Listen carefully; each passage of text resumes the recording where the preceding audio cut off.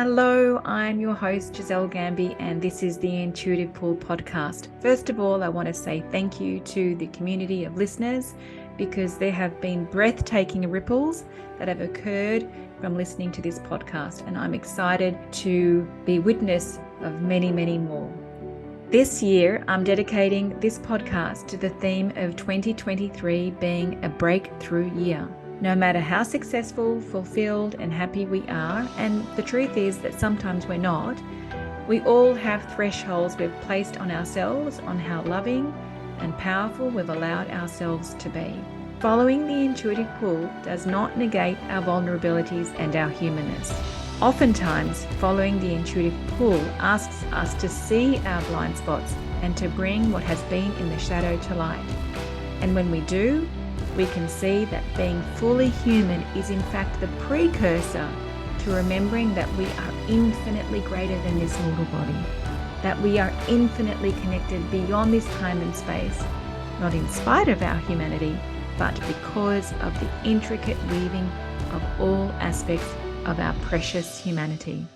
When we take responsibility and remember that you have the power to decide what you choose, and we fuse that with a letting go of control and surrendering into the plans that you didn't make, there is nothing that you cannot transform.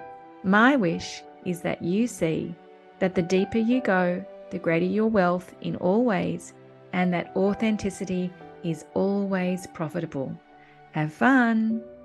Welcome, dear Intuitive Pull community. I've got one of my most favorite people in the world. I actually call her my sister. I refer to her as my sister on this podcast many times. Michelle Richmond, who I co-facilitate retreats in Kenya with. I have such an intimate relationship with Michelle. We've traveled along this life together for a couple of decades now, I think. Something like that. And and she's absolutely my sister. And we were having a conversation last week, and I felt really inspired to have a conversation here on this podcast because Michelle's life right now is such an amazing example of the power of going to a place of absolute vulnerability. Not just a little bit of vulnerability, but absolute vulnerability for what it then unfolds. And so be inspired by Michelle's story, allow it to, I feel like it's going to do a bit of prodding and poking in all the best of. We love that. We love that. So let's dive in. So Michelle, where I want to start with. So Michelle and I co-facilitated a retreat in Kenya in May. I think I've been back for 4 weeks. I could be there today again. Let me tell you. I think I'm missing. Yes. I'm actually really missing being there. And we were in the Masai Mara in this incredible place. What was the place that we stayed at? The unfenced camp. We were at Ilmaran, Governor's Ilmaran camp in a beautiful part of the Mara, a beautiful camp. Yes, go and Google that, Ilmaran camps. It was the first unfenced camp that I'd ever stayed in, which means that there are no electric fences, and there's hippopotamus that come up to your tent at nighttime and you can hear them munching. And we had a whole lot of warthog come and play next to us. We were doing a workshop outside of our tents, and about 30 warthog came, and they're making a ruckus and playing and fighting and all the rest of it. And then Michelle led a 20-minute meditation, and then we opened our eyes and she said, have a look over your shoulder. And what was there? They're all asleep. It was in the middle of the day, unheard of. They'd all gone night-night. Hysterical. Night-night. Yeah. So on another day, I think it was another day. Yes, it was another morning. We'd been out on safari, we had breakfast, and then Michelle shared something with me, and I said, why don't you bring it to the group? Do you want to share what you became present to that morning and shared with the group? Absolutely. You know, you say we co-facilitate safaris together. We co-facilitate life together every day. And we prod and poke each other. And you had prodded and poked me and touched a point of vulnerability. And what came to me from exploring the question that you asked, which I wasn't thrilled about because I was leading the safari, organizing everything that we did, facilitating, and I was like, and now I'm going on my own inward, uncomfortable journey of looking at myself and going, what is that about? And I came to the point of, I felt really sad and I felt ready to give up everything, to give up coaching even, which has been my life for 20 years. And I was like, I could just give up everything and have a clean slate and see what emerges, just let it all go. But that didn't feel delightful. It felt good to give myself permission to do that, because I never would have imagined giving myself permission of what if you just let everything go. And it felt very, I felt very sad because my heart and soul knows that what I do and who I am in that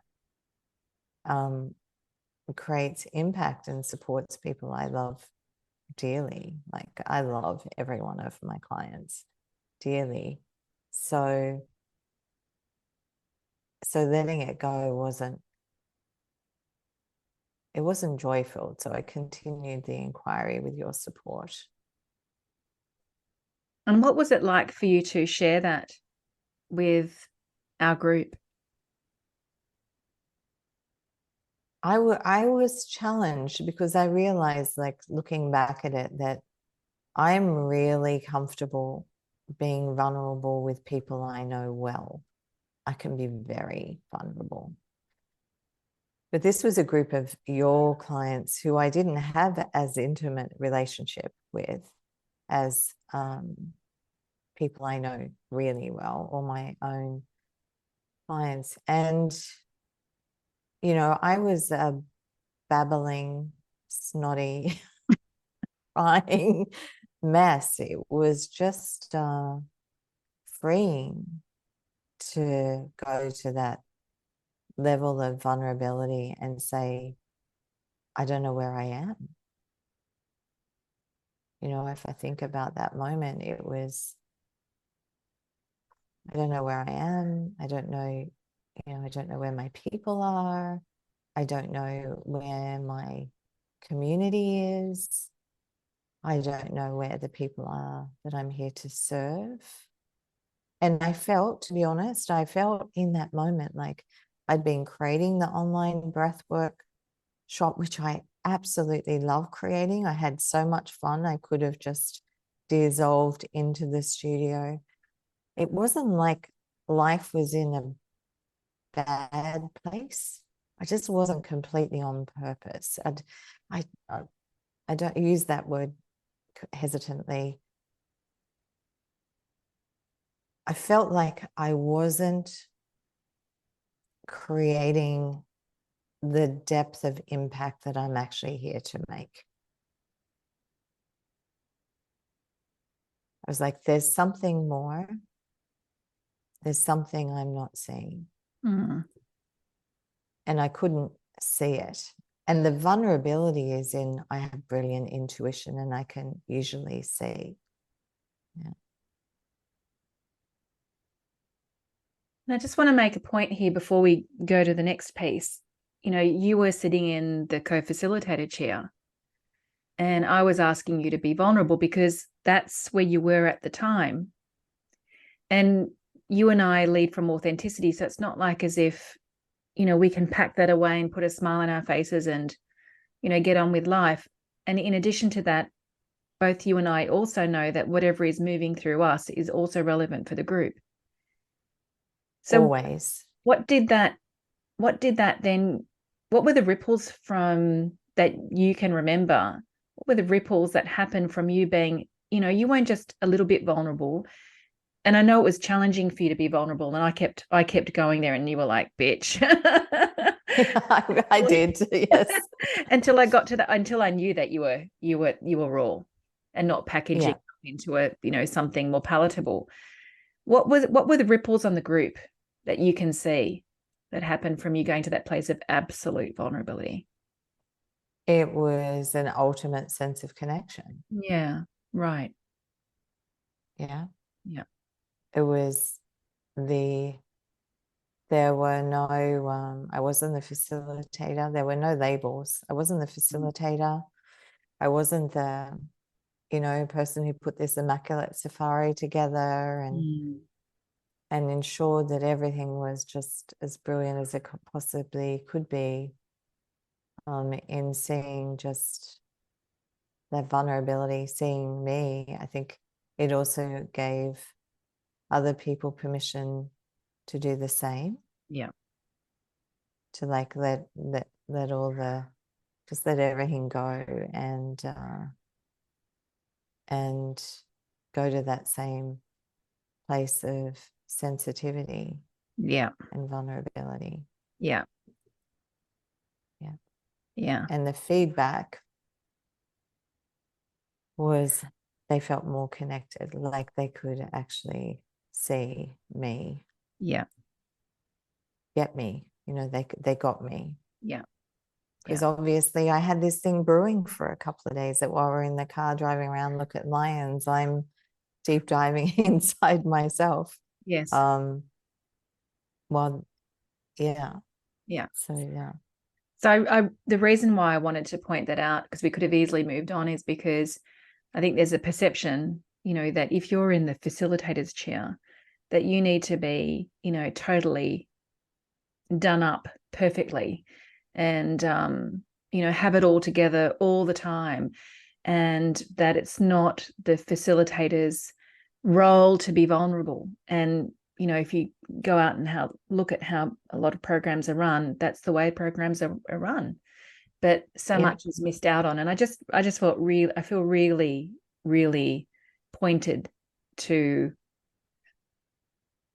illustrate through your experience that you are shortchanging your people's results if you, as the facilitator or the leader, believe that you need to be neatly packaged and, perfectly done up and have no vulnerability. I mean, that's just such a lie. Yeah. It's because you're following a script then. Yeah. Right. But when you're totally in the truth, in the present, in the truth, as we know, we have the saying, me first, we always go first. Yeah. And sometimes that first is like that. And it was for both of us on that safari, Yeah. going to that level of vulnerability and being seen. Yeah. That in that moment, there is only truth. And you're in the white space, and that white space is like the space of creation. Yeah. Because all of a sudden, all the white noise drops away. And there's only, you open up and surrender to like creation in that moment of, this is what's not. So what is there? Yes. And that's the gift that vulnerability takes you into, seeing the truth. And that the ripple of impact is that energy, the resonance of that energy ignites that in the people around you. And I know that, like, I've done that when I've had group Zoom calls in my mastermind and things. Like, I can remember being really messy one day, thinking, oh my God, like, I can't go on the call today. And I went, yes, you do. And I went on the call and I opened up and went, guys, I'm messy today. This is what's going on. And through that exploration of messy, it invited everyone into, and here's the difference, into a really fruitful, loving, effective conversation, right? It's not about a pity party or, poor me or poor you. It's actually just about, what is the truth that's being waiting to be seen here? Yeah. Beautiful. Beautiful. Being Beautiful. invited to be seen. Beautiful. Thank you. Thank you. So I think we've made that point clear. I love that. Thank you. I know that there are people that needed to hear that. So where the retreat is finished, I'm back in Australia, you're in Kenya, and I think it's maybe 2 weeks down the track. Probably, yeah, about 2 weeks down the track. And then Susie de Jong, who's mentioned on this podcast so many times, sends me a message one night saying, I think I saw Michelle on TV last night. And then she sends me this link to this, I don't know what you call it, a documentary or a news piece, and let's call it a news like item. a current affair program, right? Yeah. It was an expose, let's say, that had been re-aired, that you didn't know that it had been re-aired. And it was an interview. It involved you being interviewed, and I'll now pass it on to you. But before I pass it on to you, I just want to say that I then messaged Michelle, and I said, Michelle, this expose was on. Susie just saw it. And you were like, what? And then you completely come undone. So could you please share what that expose was about? Okay. So I did really come undone, which surprised me, because it's not like I haven't already like worked through the emotions of this story. And it was an interview that I did, I think it was on Channel 7, about the murder of Lisa Harnham. And at the time, the interview was meant to be an interview with Lisa's mother and myself, and it was meant to be a story that would support other women who are in domestic violence situations. And it turned into something else, to interviewing the murderer's girlfriend, and it was a complete farce. But so when you said, oh, they've aired it, and I immediately felt like I'd been punched in the belly. I was sobbing. Renee was here, who does my marketing and media and does everything for me, so much more than that. And she didn't know the story. And she's like, what is going on? So it was very interesting. She was here. She didn't know the story. So I was like, oh, this is the story. And we lived it a little, in short. And wow, the emotion was like, I was sobbing. I was back there in that moment. Like, what is going on? What is this about? So just for the listeners, how did you know Lisa, and why were you involved? Yeah. So Lisa was a client in 2011. I only met her twice. She came to my office. She told me her story, asked me not to write anything down or record anything in case her partner found it, and which was interesting. So she had my attention. And I felt very emotive, actually, which I usually don't do. Even in the session with her, I felt emotional. Mm. So she told me her story, and not realizing that her partner was bugging her phone, her computer, and had videos in the apartment. He was recording everything that she'd done. So he discovered that she had told me everything, or that I at least knew some things. And I found out from social services what her legal rights were, because she was Canadian. And as a result of that, he threatened to harm me. And he threatened, well, at that time he wasn't threatening her, but she'd rang her mum and said, if anything happens to me, call Michelle Richmond. And it was very implicit, have you written all the details down correctly? And the next morning, Andy, a beautiful Canadian policeman, was on her mum's doorstep telling her that she was dead. And Andy wrote on a post I recently wrote after that, that she knew when he arrived, she already energetically knew that Lisa had been killed. And so I was the only one who had, beside Lisa's mother, her story to tell. And Andy asked me to go to the police and share what I knew about her story. So then that report was a major factor in the investigation for the next few years. And subsequently, I moved to Thailand because I felt unsafe in Australia. When we were in Kenya, you told that story, but not necessarily the details of what you've just told us. You told us that story for another reason when you were in court. Do you just want to point to that, and then we'll go to the unraveling? So as with every great challenge, when you live in our world, we can see the opportunity in every challenge. And what that situation did for me, our dear friend Fiona, when she saw me, I was staying at her apartment, said, I wonder why something so dramatic had to happen to break you open, what it's here to break open in you. And that was to sit in that courtroom with Simon, being questioned by, a lawyer who's trying to get me to say something other than the truth. And I clinically have been diagnosed with like a very limited memory, except for when I'm in an intuitive space, my brain works brilliantly. And in that bit, so being able to sit in the courtroom and repeat what was in my statement word for word was very challenging for me if I was under stress.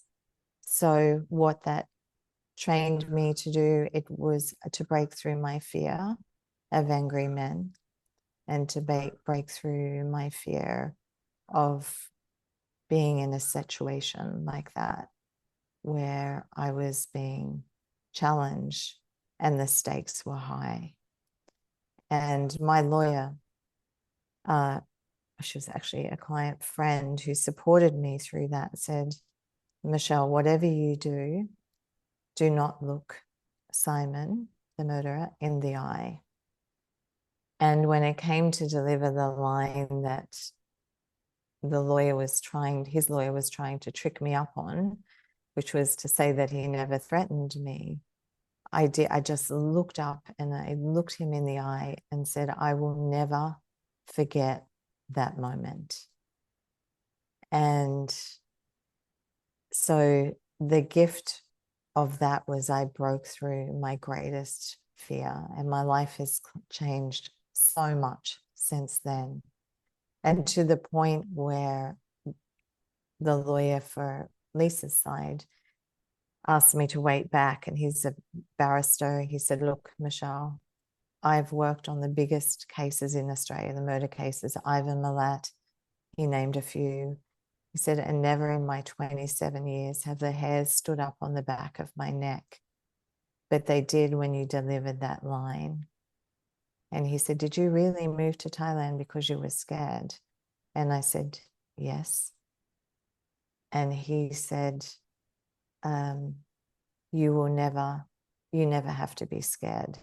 Men like that won't go after a woman like you. You're too powerful.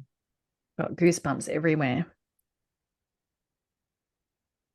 And so I knew in that moment that I had broken the back of that fear and also re-owned my power, not owned, but actually embodied. Like I was gonna say back in the game, but I was in, yeah.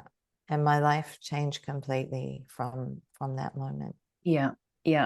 You've told that story. I've heard that story a few times, and you shared that in Kenya. And then now we're fast forwarding to a couple of weeks. We've finished the retreat. Susie sends me the expose. I send it to you. It unravels you incredibly, right? Right. And then you share with the Kenya crowd, you share that you shared with them what you just shared with us now. Mm-hmm. But there was a reason that you had not yet seen There was a reason why you shared that in Kenya, but the reason you could not yet see, and yet your coming undone was absolutely pointing you to see something that you hadn't yet seen. Yeah. Yeah, exactly. Like when I was coming undone, I was like, what is this? Like I have told this story before Yes. in a learning environment with clients, like how your greatest challenge brings you greatest Yeah. strength. So I was like, what is in this for me? And it took actually sitting with our coach, Daniel, and going, Daniel, let's dive. What is this here to show me? And what that showed me, which was my big aha moment, was that very, if you want to call it purpose, the purpose I'm here to fulfill. And I was originally thinking, oh my God, and I don't want this to sound wrong, but I know my dharma is not to work with women in abusive situations. There are other people who do that really, really well. But what I realized is that where my role is to work with the young, well, they're not necessarily young, but business people who have,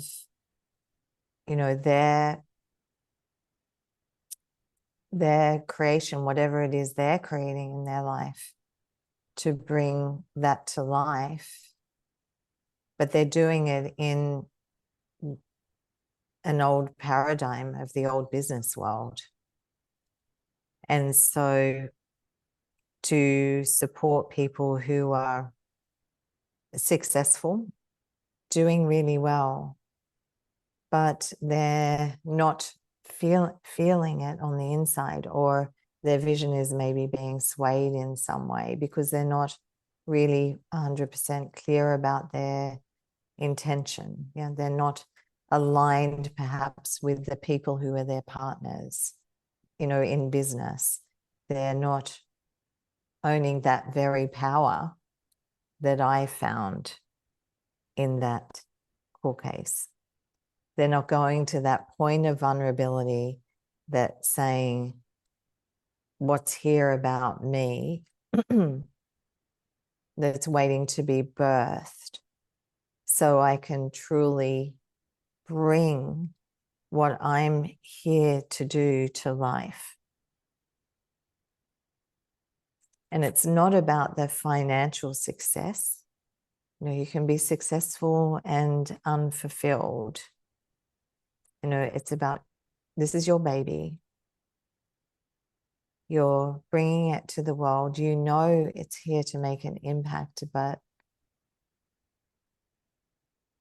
fitting into the old paradigm of business is not serving you, because in the old paradigm of business, it's quite narcissistic. It's quite bullying.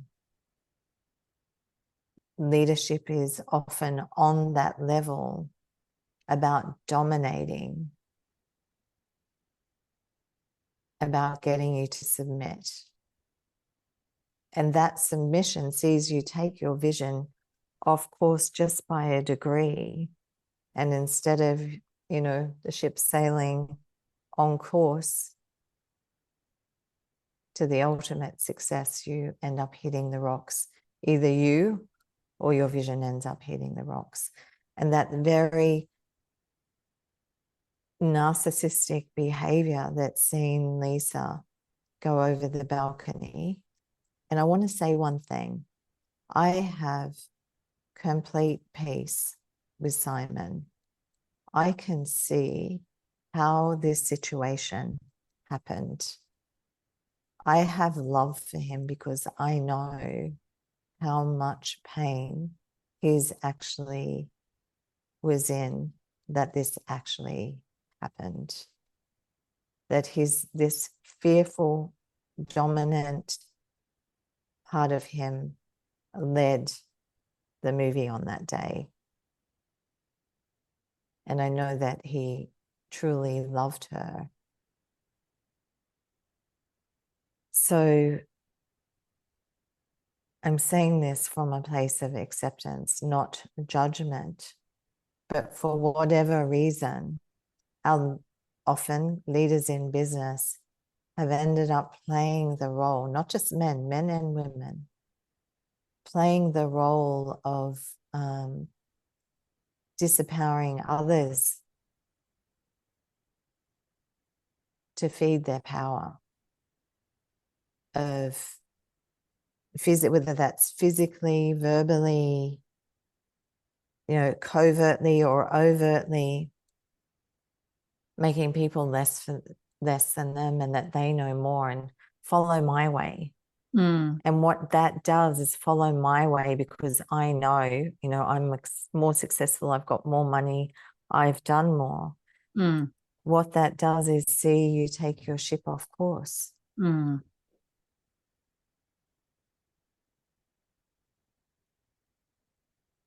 I remember when we were on a group call, as on our coaches' weekly group call, and you'd had this conversation with Daniel where you made the connection of the reason why you came undone when you saw that expose again to what you were speaking about now. And I remember when you first spoke to it, I couldn't hear it. And I said to Michelle, I'm not making the connection, Michelle. Can you share again or share it differently? And then you shared it the way that you've just shared it now. And I just had the biggest aha moment myself, because that's one of the reasons why I left the HR. I used to, was very happy working in HR, but that's the reason why I left HR, because I realized that the way that we were responding to the bullying, to the narcissism, to the blame and judgment was not working. And I just love, and, there's a fine line here, because we can go and do the, there's narcissism and bullying and that's not what the story's about, right? Right. And then we become a victim to that and we make it a whole story. That's not where you're coming from. What you're doing is you're saying it exists, right? This whole disempowering and powering over and squashing exists, but we're not putting the focus on there. We're acknowledging it. And then we're asking for the rising to come and for the embodiment of the power that you experienced when you sat in that courtroom, such that nothing can touch you. Exactly. Yeah. And then in the acknowledgement of the fact that all of that model of leadership comes from fear, not from love. Yes. When you acknowledge that model of, and that's through training, right? That's often the way we've been trained to lead. It's absolutely not about judging that. It's like accepting that is in some circumstances the way that it is. And we don't even see it. Whether it's like, just someone feeling fearful of your success and therefore unconsciously trying to limit you because they don't have the skills to actually navigate any other way. And so by shifting the focus from that sector into a new paradigm of leadership, you then become, as you said, rising above. As you rise above the current model and circumstance, you invite those around you to rise with you because they can then see there's another way. And you know what I hadn't seen until our conversation today is I have a really strong feeling that the consequence of this is that you will also be calling in, not overtly calling in. I feel like this will be a natural consequence. And it's because, you shared before, I don't have judgment over Simon. I actually have love for him because I can see where it came from. I actually have a really strong feeling that you're going to be, by consequence, calling in the ones who have actually been disempowering the others. Yeah.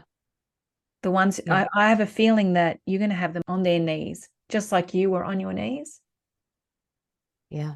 And I was on my knees. That's the closest I've ever come to breaking point.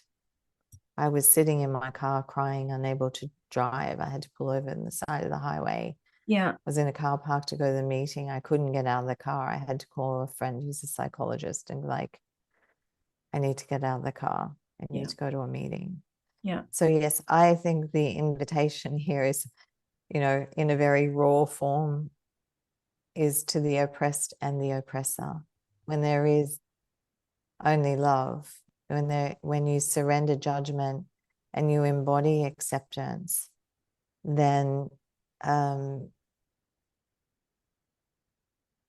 that's powerful. Yeah. So who would have known that that moment of absolute vulnerability in the Masai Mara was the first pebble that created the first ripple to It was an now, absolute catalyst. like this was not on your radar, or was it? No, it wasn't on my radar at all. I didn't see the correlation that what happened with Lisa is just not about, you know, people in relationship. It's actually in and of the world. I mean, Putin is the ultimate extreme example of this. Yeah, that's the far example. And there's all the places in between. And you and I know that, well, in my world, we are individually being called to bring the gifts that we have to the world to support that rising that you speak about. And in that invitation, like, it's not selective. It's like, let's just all rise together and get on with it.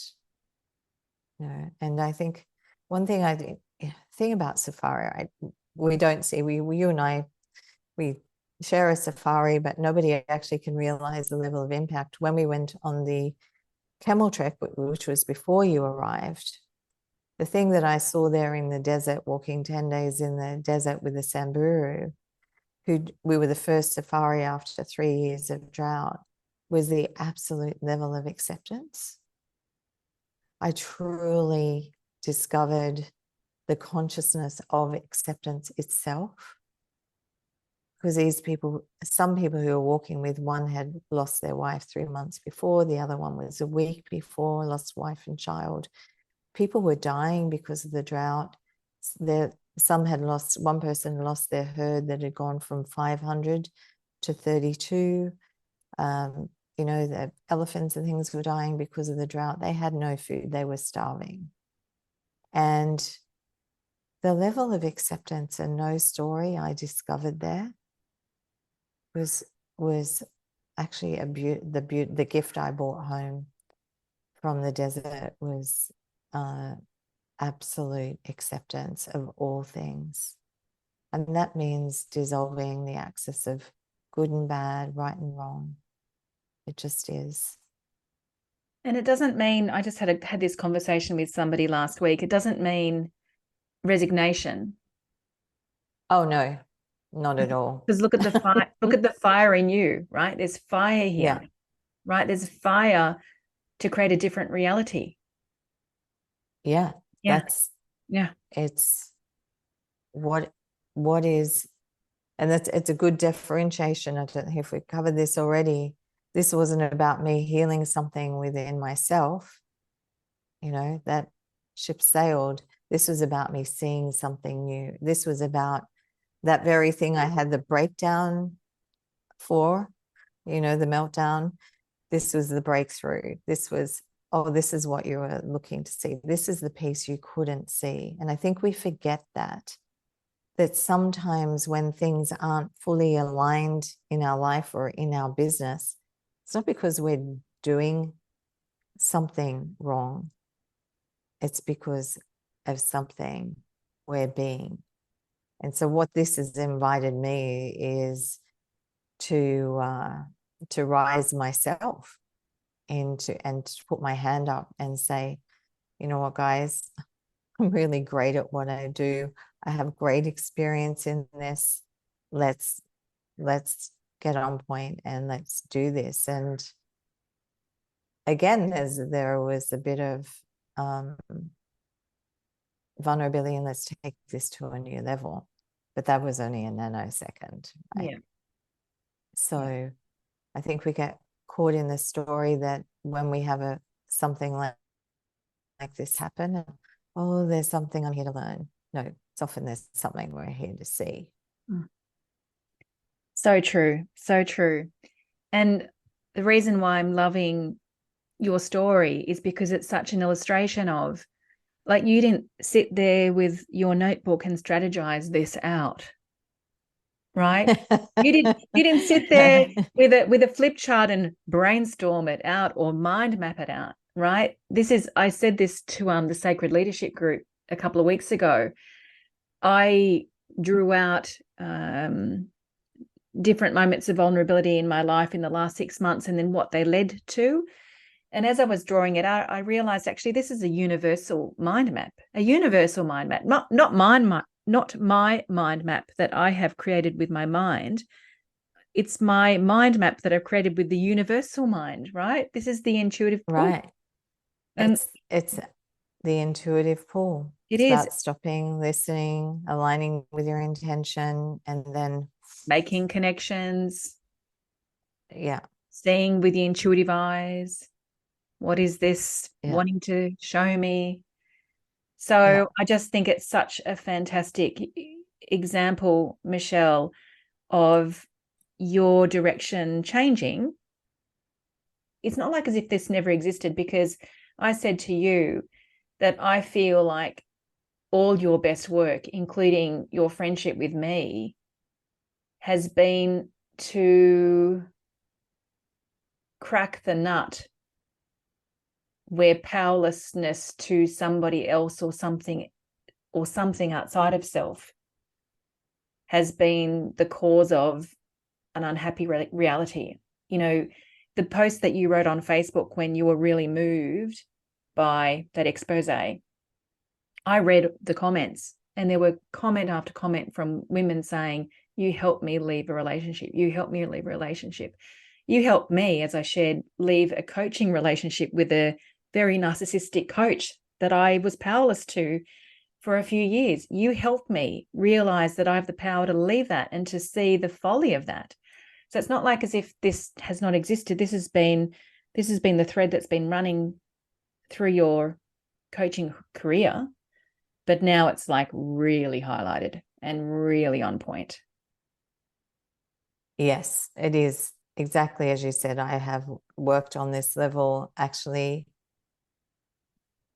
all of my career on some level.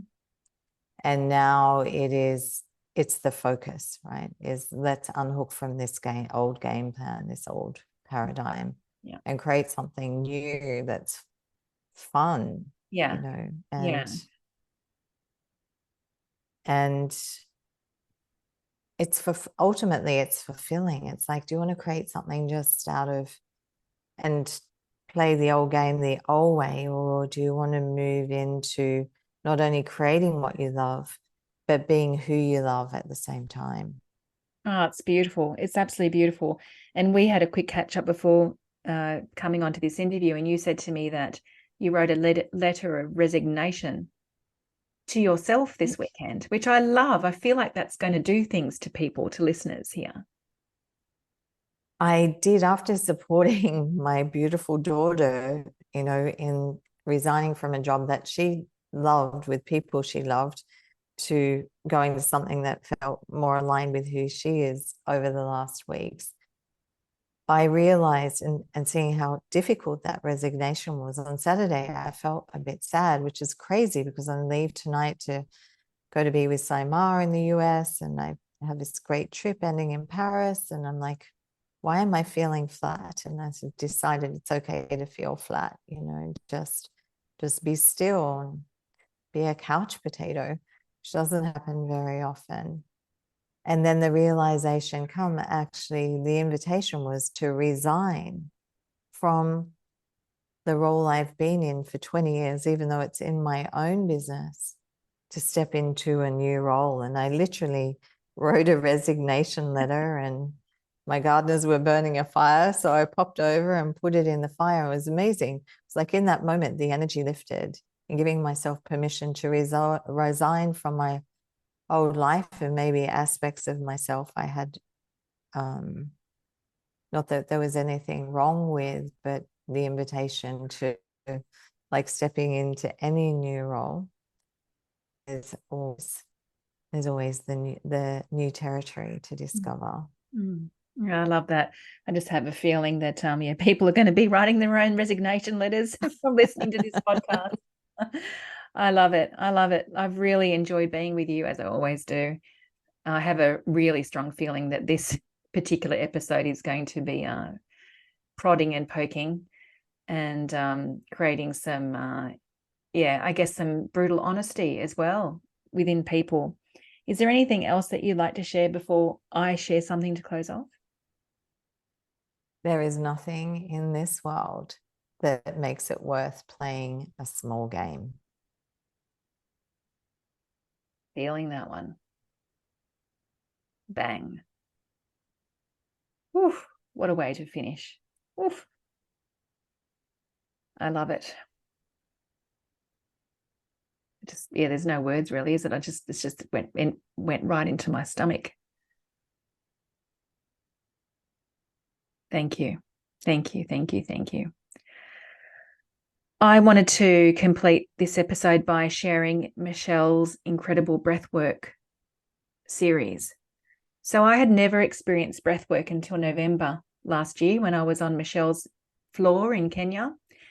And Michelle took us through and allowed me to be participant because I'd never actually experienced this before.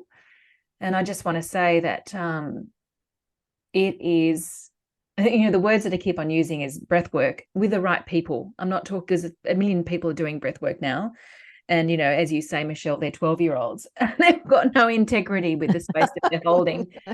So I'm talking about breath work with like really awesome people. And there are 2 people, or 3 people, I should say, that I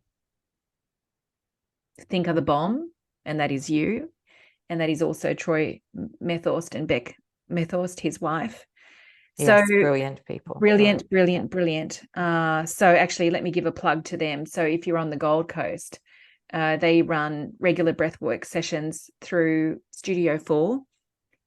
I will put details in the show notes. Absolutely hot. And Michelle's breathwork that I did in November was mind-blowing.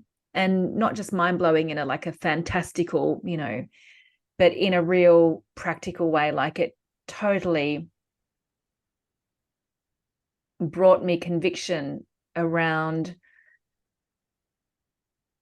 the practice of aligning with the universal mind being the most powerful thing you can ever do. If you want a business strategy, that's the one.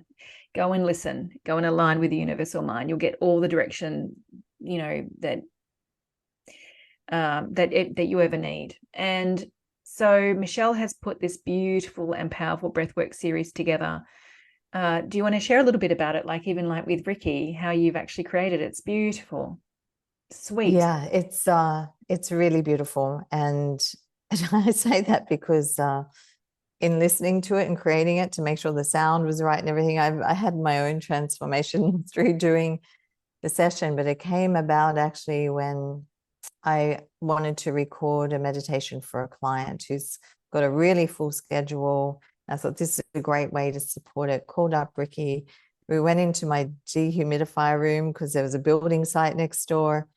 And I talked to Ricky about like coherence and him being in coherence when he writes the music, when he produces it, to be in his heart, as we recorded it and created the space for that. And we recorded the meditation. And when we finished, what came out of my mouth was not what I intended to record. It was completely intuitive. And I said to him, we just created something magical. This is really beautiful. And from that first meditation, we then went on safari, and the whole generosity piece, the impact of you sending a simple Facebook post and a textbook message about supporting the end period poverty campaign and Kipchunga. It just, the ripples of impact for that have been mine. And so then Live Generously came to life as a 8-week series to create. And under the premise that, you know, we're so good at being generous to ourselves, to everyone else, that when you're generous to yourself, as those people were who invested in coming on safari, the ripples of impact in the external world are effortless, and the impact exceeds what you think is possible. And so we start the first course group Zoom call today. But yeah, if you're hearing this and it speaks to you, I can create anything. It's we can create something new. As you always say, Or you anything can is join right in. possible. Anything is possible. Anything is possible. You can join right in, because Ricky and I then created the meditations and made it all accessible online. So it in itself created its own ripple of impact of shifting new website, creating an easy accessible portal, and creating something that gives my work and makes it accessible to everyone, which is most important to me. So ripples of impact are already happening. I'm already getting great messages in, and we started yesterday. So fantastic. So if you're pulled, say yes, jump on and sign up, because it's mind-blowing. Change your life, promise you.